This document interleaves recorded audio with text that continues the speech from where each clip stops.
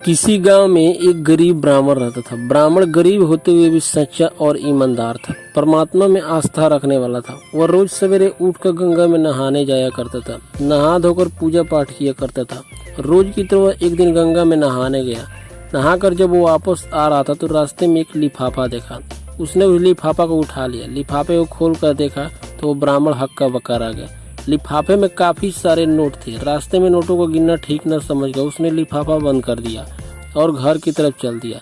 घर जाकर उसने पूजा पाठ करके लिफाफे को खोला। नोट गिनने पर पता चला कि लिफाफे में पूरे 20,000 रुपए थे। पहले तो ब्राह्मण ने सोचा कि भगवान ने उसकी सुन ली है, उसे मालामाल कर दिया। ब्राह्मण की खुशी ज्यादा देर तक नहीं रुकी। अगले ही पल उसके दिमाग में आया कि हो सकता है यह पैसे मेरे जैसे किसी गरीब का गिरा हो। शायद किसी ने अपने बेटी की शादी के लिए जोड़ कर रखे हो। उसकी आत्मा ने आवाज दी कि वो उन पैसों को ग्राम प्रधान को दे आए। वह उठा और ग्राम प्रधान के घर की तरफ चल दिया।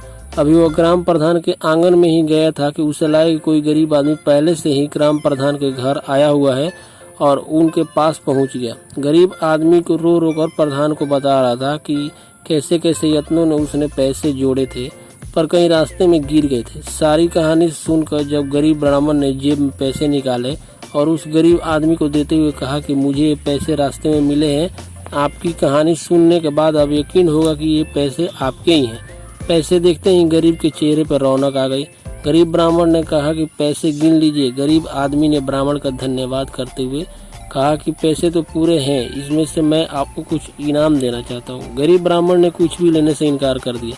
ब्राह्मण अपने घर को वापस गया। उसको इस बात की खुशी थी कि उसकी आत्मा की आवाज की जीत हुई।